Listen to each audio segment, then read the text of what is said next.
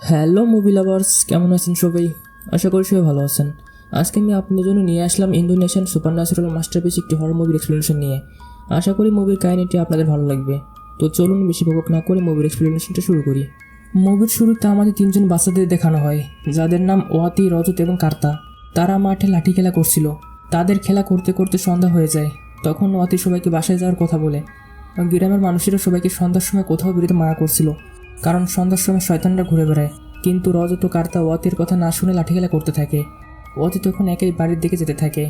এখন রজত অনেক জোরে লাঠিটি মারে, যার কারণে লাঠিটি জঙ্গলের মাঝে গিয়ে একটি গর্তের মাঝে পড়ে যায়।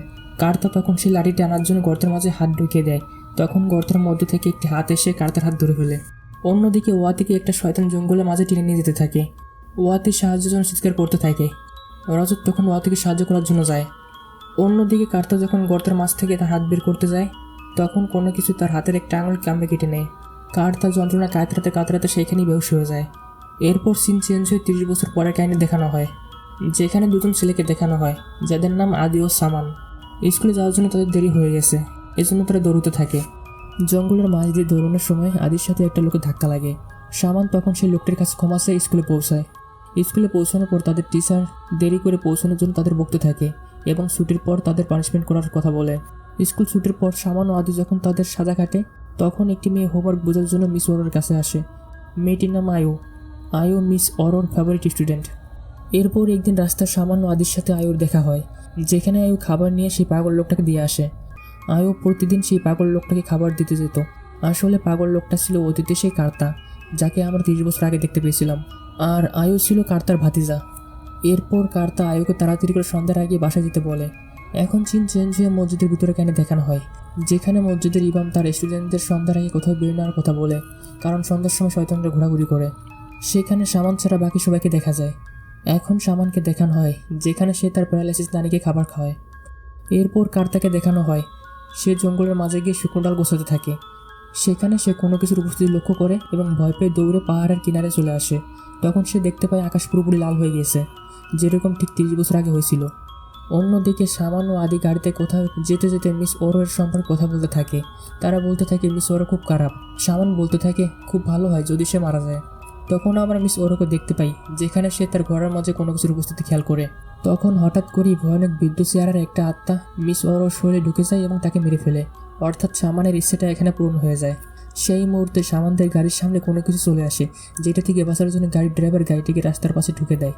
গাড়ি রিপেয়ার করা হয়ে গেলে সামান ও আদি জানতে পারে যে সত্যি মিস ওরো মারা গেছে।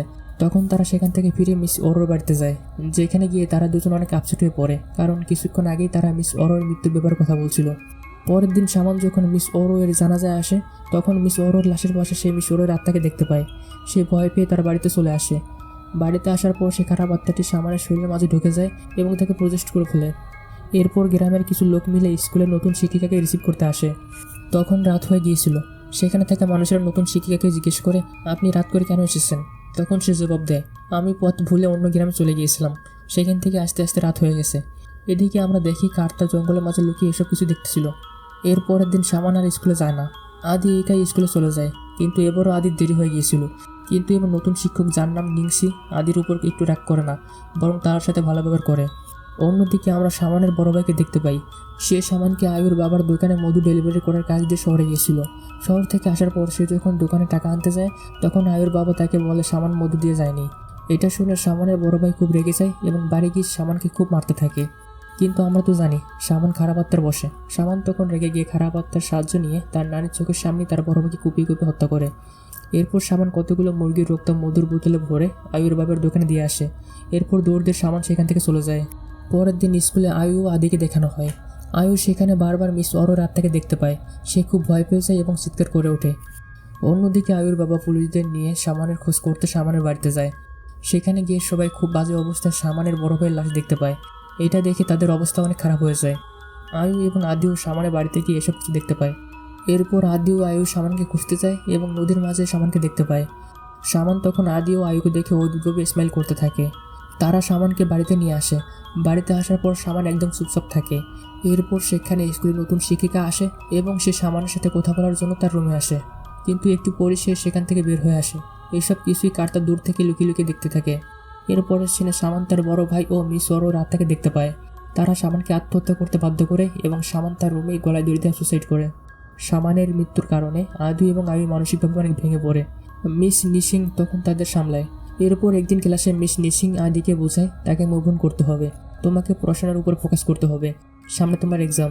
মিস নিশিংও সেখানে থেকে আদিকে হেল্প করতে থাকে। সন্ধ্যা হয়ে যাওয়ার সময় মিস নিশিং প্রেয়ার করার জন্য তার বাড়িতে যায় এবং আদিকে সেই স্কুলে প্রেয়ার করতে বলে। আদি প্রেয়ার করার সময় সেখানে অদ্ভুত কিছু ঘটতে থাকে। আদি যখন ক্লাস থেকে বাইরে বের হয় তখন সে সামানের আত্মাকে দেখতে পায়।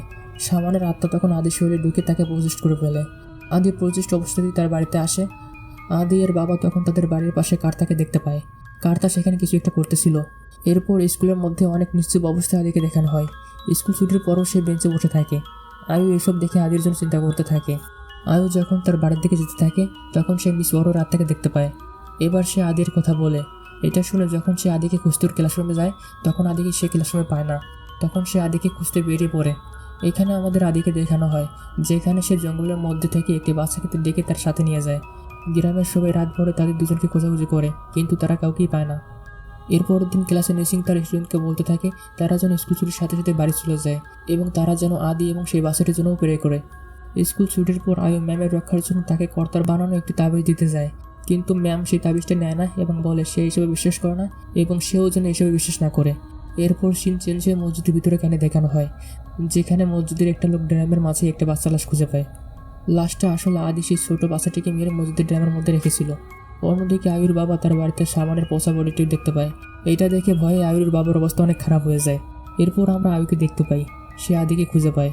আদি একটি কুকুরকে মেরে তার হাতে ঝুলিয়ে রেখেছিল। আয়ুকে দেখতে পেয়ে সে কাশি দিয়ে কুপিয়ে আয়ুকে মারতে যায়। খুব ভয় পেয়ে নিজেকে বাঁচানোর জন্য আয়ু দৌড়তে থাকে এবং তার বাড়িতে চলে আসে। অন্যদিকে আদিও আয়ুকে মারার জন্য তার বাড়িতে চলে আসে। সে পিছনে দরজা দিয়ে আয়ুর বাড়িতে ঢুকে পড়ে। যখন সে আয়ুকে কুপিয়ে মারতে যাবে তখন পিছন থেকে একজন পুলিশ এসে একটা লাঠি দিয়ে আদির মাথায় বাড়িতে তাকে বেহুশ করে ফেলে। তখন সেখানে গ্রামের সকল মানুষেরা আসে। এরপর মসজিদের ইমাম এসে আদির মধ্যে থাকা খারাপ আত্মাটিকে তাড়িয়ে দেয়। অন্যদিকে কার্তাকে তাবিজ বানাতে দেখানো হয়। আদি এর বাবা সেখানে একটা তাবিজ দেখতে পায় যেটা কার্তা সেখানে রেখেছিল। কার্তা মূলত তাদেরকে খারাপ আত্মাদের থেকে বাঁচানোর জন্যই তাবিজগুলো তাদের বাড়িতে রেখেছিল। সে সামানের বাড়িতে এমন তাবিজ রেখেছিল। এখন যারা যারা এই খারাপ আত্মার দ্বারা প্রজেস্ট হয়ে মারা গিয়েছে সবখানে তারা কার্তার বানানো তাবিজ খুঁজে পায়। তখন তারা ভাবে এসব কিছুই কার্তা করছে। তখন তারা সবাই মিলে কার্তার বাড়িতে যায় এবং কার্তাকে তাবিজ বানাতে দেখে সবাই তাকে অনেক মারতে থাকে। এরপর তারা কার্তাকে ধরে একটি রুমের মাঝে বন্ধ করে দেয়। এখন আয়ুকে দেখানো হয় যেখানে ভয়ে তার শরীরে অনেক জ্বর আসে। সে তার বাবাকে বলতে থাকে কার্তা নির্দোষ, সে সবাইকে রক্ষা করতে চেয়েছিল। তখন সেখানে আয়ুকে দেখার জন্য মিস নিশিং আসে। মিস নিশিংকে দেখে আয়ু অনেক ভয় পেতে থাকে। এখন একটি ফ্ল্যাশব্যাক দেখানো হয় যেখানে আয়ুকে কার্তা বলছিল একদিন আমি আকাশকে লাল হতে দেখেছিলাম, আমার কেমন যেন অদ্ভুত অনুভূতি হচ্ছিল। আমি ঠিক তেমনটা অনুভব করেছি যেমনটা 30 বছর আগে একবার অনুভব করেছিলাম। কার্তা আয়ুকে এটাও বলে যে মিস নিশিংকে নিয়ে আমার অদ্ভুত অনুভূত হয়। আমার কেমন যেন মনে হয় মিস নিশিংই সব কিছুর মূলে আছে, সেই খারাপ আত্মা। তুমি এই তাবিজটি নিয়ে মিস নিশিংকে দিবে। যদি সে তাবিজটি নিতে অস্বীকার করে তাহলে বুঝবে মিস নিশিংই খারাপ আত্মাটি। আর এদিকে মিস নিশিং আয়ুর দিয়ে তাবিজটি নেননি, এই জন্য সে ভয় পেতে থাকে। এদিকে মিস নিশিংও সব কিছু আয়ুর কাছে স্বীকার করে এবং সে আয়ুকে ভয় দেখাতে থাকে। সে বলতে থাকে আমি 30 বছর আগে কার্তাকে প্রজেস্ট করেছিলাম, আর তুমি এসব থেকে নিজেকে দূরে রাখো, না হলে তোমার অবস্থা সামান এবং আদির মতো হয়ে যাবে। মিস নিশিং আয়ুকে কিছু করতে পারেননি কারণ মিস ওরোর আত্মা আয়ুকে এতদিন প্রোটেক্ট করে আসছেন। আয়ু তখন বুঝে যায় যে আদির জীবন বিপদে আছে। সে কার্তাকে মুক্ত করার জন্য তার রুমে যায় এবং সব কিছু তাকে খুলে বলে। তখন সন্ধ্যার আজান শুনে কার্তা ভয় পেতে থাকে। তখন আয়ু কার্তাকে বুঝিয়ে বলে আজানকে ভয় না পেতে, প্রেই আমাদের সব কিছুর খারাপ শক্তি থেকে রক্ষা করে। কার্তা তখন পাহাড়ে থাকা পুলিশটিকে আহত করে আয়ুকে নিয়ে সেখান থেকে পালিয়ে যায়। এরপর কার্তা আয়ুকে আদি খোঁজার জন্য পাঠায় এবং সে নিজে নিশিংয়ের বাড়িতে যায়। আর নিশিংয়ের বাড়িতে গিয়ে কার্তা নিশিংকে তার আসল রূপে দেখতে পায়। তখন নিশিং কার্তাকে দেখতে পেয়ে ওয়াতি রূপ ধারণ করে এবং কার্তাকে ভয় দেখাতে থাকে। ওয়াতি রূপের জিন কার্তাকে অতীতের সব কাহিনী বলতে থাকে, যেখানে সে কিভাবে রাজাতকে মেরেছিল এবং ওয়াতিকে তার নিজের সাথে নিয়ে গিয়েছিল। তখন কার্তা নিশিংয়ের বাড়ির অ্যাড্রেসটা দেখে এবং তার সেই গর্তের পাশে থাকা পাথরগুলোর কথা মনে পড়ে। কার্তা তখন নিশিংয়ের বাড়ি থেকে পালিয়ে পেট্রোল এবং ডিসলাই নিয়ে জঙ্গলের মাঝে থাকা সেই গর্তের কাছে যায় যেখানে 30 বছর আগে কার্তার আঙুল কাটা পড়েছিল। কার্তা যখন পেট্রোল দিয়ে পাথরটির উপরে আগুন ধরাতে যাবে তখন তার হারিকেনটি নিভে যায় এবং হঠাৎ করে ওয়াতি কার্তার সামনে চলে আসে। এটা দেখে কার্তা ভয় পেয়ে দূরে ছিটকে পড়ে। যখন সে উপর দিকে তাকায় তখন সে তার মাথার উপর রাজাতকে দেখতে পায়। কার্তা তখন রাজাত এবং ওয়াতির কাছে তাদের মৃত্যুর জন্য ক্ষমা চেয়ে নেয় এবং পাশে থাকা পাথরটিতে সে আগুন ধরিয়ে দিয়ে নামাজ পড়তে থাকে। অন্যদিকে খারাপ আত্মাটি যখন আদিকে তার সাথে নিতে যায় তখন সেই খারাপ আত্মাটি কার্তার কারণে শেষ হয়ে যায়। এভাবে তারা খারাপ আত্মাটির থেকে বেঁচে যায়। এভাবে কিছু বছর পার হয়ে যায়। একদিন সন্ধ্যার সময় আজানের পর একটি বাচ্চা নদীর তীরে খেলা করতে যায়। তখন আবার জঙ্গলের মধ্য থেকে আবারও কেউ বাচ্চাটিকে ডাকতে থাকে। আবারও সেই 30 বছর আগের ব্যাকগ্রাউন্ড মিউজিক। তার মানে আত্মাটি আবারও ফিরে এসেছে। আর এইভাবেই মুভিটির ডি এন্ড হয়। যারা এই মুভিটির এক্সপ্লেনেশন দেখেছেন তারা অবশ্যই পুরো মুভিটা দেখবেন। আর এই মুভির কাহিনীটি আপনাদের ভালো লেগে থাকলে অবশ্যই মুভি চ্যানেলটি সাবস্ক্রাইব করে রাখবেন। আবার দেখা হবে পরের কোনো এক্সপ্লেনেশনে। ততক্ষণ পর্যন্ত ভালো থাকবেন, নিজের এবং নিজের মা বাবার যত্ন নেবেন। ততক্ষণের জন্য tata, bye bye, see you again.